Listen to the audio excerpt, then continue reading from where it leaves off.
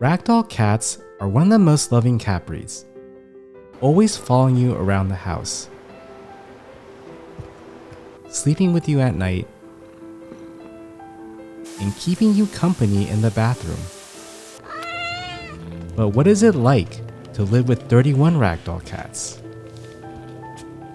With this many cats, there's always somebody's doing something somewhere, most likely bad, either trying to break something or knock something down or just getting into small fights.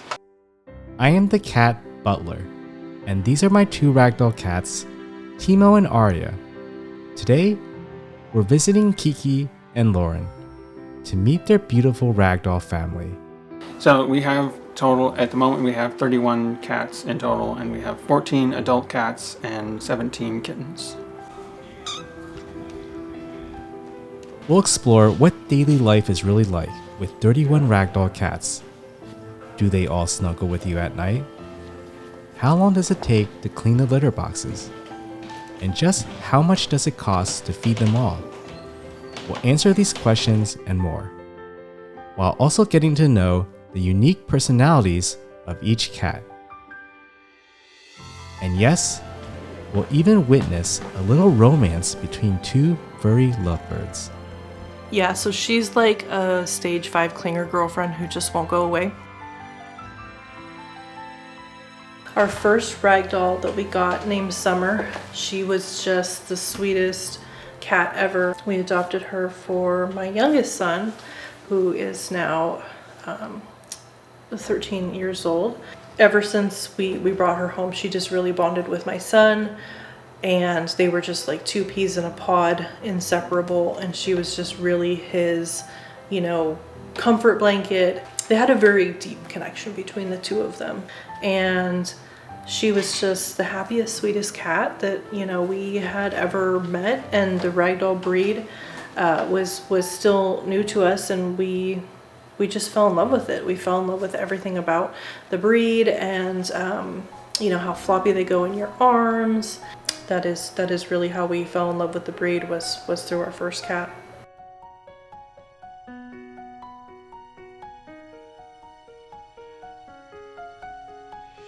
Deciding that we wanted to have our own family of Ragdoll cats, going from pet owner to, cat breeder was definitely, I think that was just the fact that you love animals and want to have more cats around. We all love animals. Well, yeah. We really do. Yeah, so we got Melly when she was about 12 weeks old from My Lucky Day, and she just immediately wanted to interact with Sammy. He was really overwhelmed by her playful nature. Yeah, Melly and Sammy are, they're like boyfriend and girlfriend. Yeah, so she's like a stage 5 clinger girlfriend who just won't go away. Melly adores Sammy. She follows him around. She snuggles with him on like almost every bed that he lays down on. And I'll see them all the time. They'll be cuddling on the couch, or they'll find a soft bed together. And she just loves him. And I think he doesn't know why she loves him so much. She likes to try to snuggle and mount him, and she bites. He wants nothing to do with her, and she basically is just a stalker who consistently harasses him. They really are boyfriend and girlfriend, and they snap at each other, but then they make up and they're like, okay, we're good. Toa he's got a really big personality. So Toa's mom is also Melly, and then Toa's dad is Twilight Sparkle. Toa just loves Melly. He tries to snuggle with her every chance he gets, and he tries to get milk. No matter how old the boys are, they seem to always want to try and get milk from their moms. He really likes to bite Dad's nose, and he will groom his beard. And I can't get him to bite my nose or lick my face. He just turns his head to the side and is like, no, Mom, I don't want to do that. So I wish he would bite my nose too. I'm gonna cry at me. That's Toa is just a big time snuggler. When he is tired, he will find either one of us and he will just flop down and go to sleep.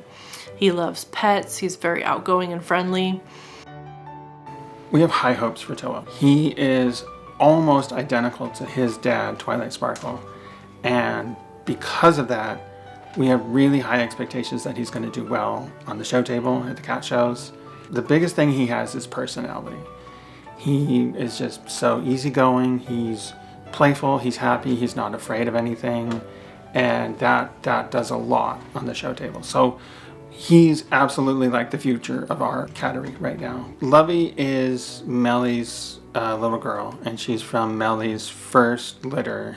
They're definitely like mother and daughter. Melly really, really loves her little girl, and it's really sweet to see.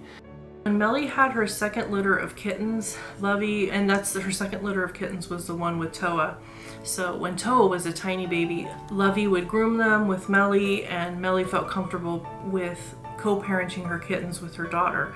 She once left Lovey with them when they were about 3 weeks old. She just trusts Lovey completely with her kittens. Lovey helped take care of him like she was another mommy.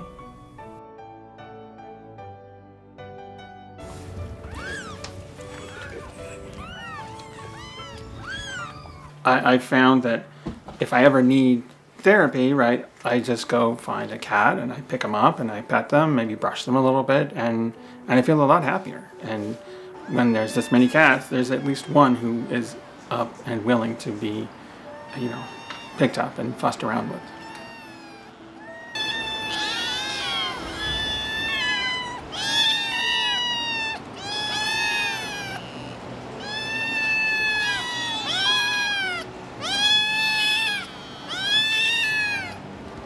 So I make the food basically every day, almost every day. I'd started out for just the kittens, but we've transitioned everybody onto it. So at least half an hour to an hour of making the food. What that means is I defrost the food from a frozen state, and it's already kind of in a pet blend and it's all ground up. So I don't need to do that. And it's balanced. So I defrost it. I put it in like a soup pot and cook it up with some water, and then once it comes up to temperature, I cool it down. I'll serve it to the kittens, and I'll serve it to the adult cats, and then serve it to the boys, the big boys, the kings, and I'll add some supplements depending on who needs what, either some digestive supplements or some immunity supplements. So that's at least half an hour to an hour a day, pretty much every day.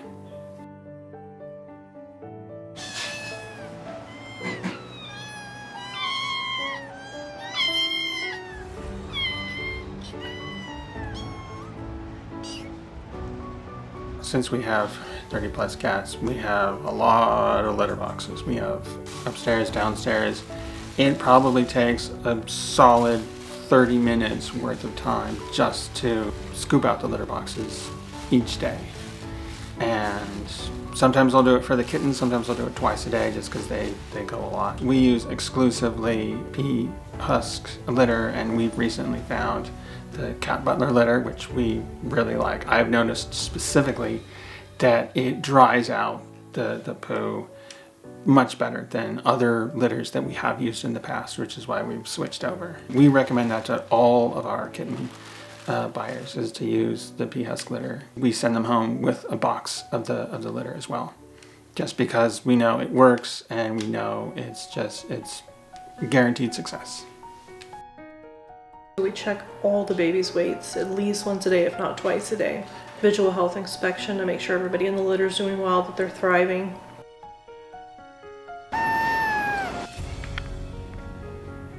Love a Lot Bear.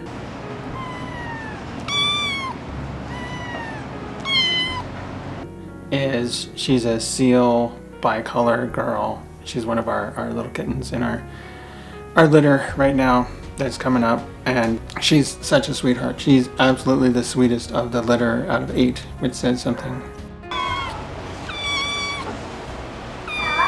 Little tender heart bear was kind of the runt of the litter. When we started to transition them to solid food, wasn't doing so well, was kind of sickly, had some digestive issues, so wasn't gaining weight, and so we quickly put him on antibiotics and got him turned around, and now he's very happy. He's much happier, much healthier, definitely a survivor. And had Tenderheart Bear been in the wild, probably wouldn't have made it.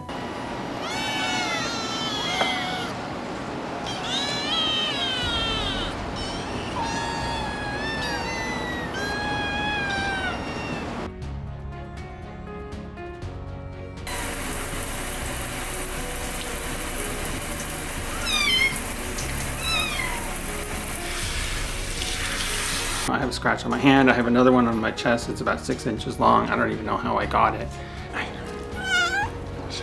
I know that they're scared, so I don't react to basically whatever they do to me, even if they bite me. I had one where they had some real issues that I needed to clean up on their rear end, and they were in a lot of pain. So they bit me about 3 times and they drew blood. And I wondered why their fur was so red, and I realized, oh, it's because I'm bleeding on them.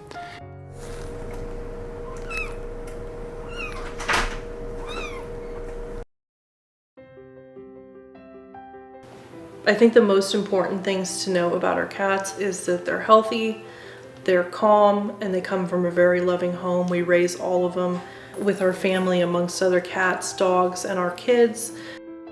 And they're just raised with love. We care about all of our cats. We health test all of the parents. We make sure that they're healthy when they go home, even if we have to keep them a little bit longer.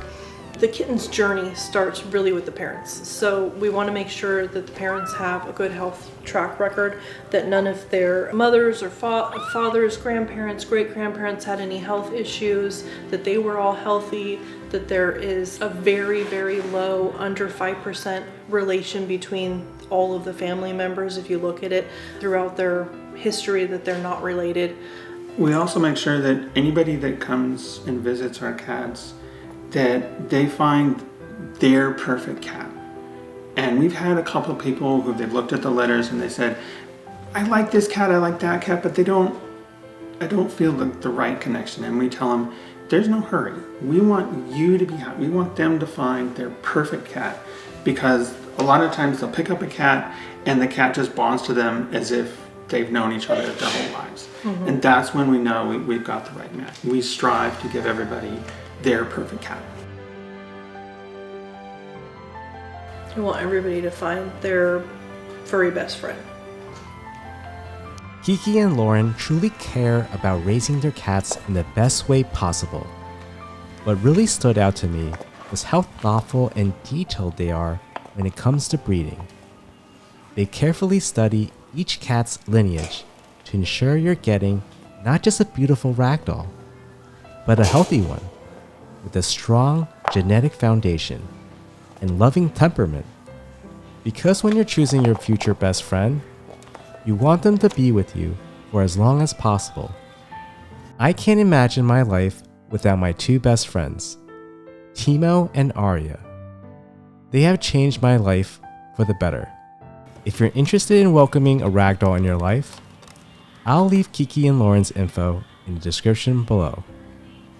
You may just find your future best friend. Comment down below. Who was your favorite ragdoll cat in the video?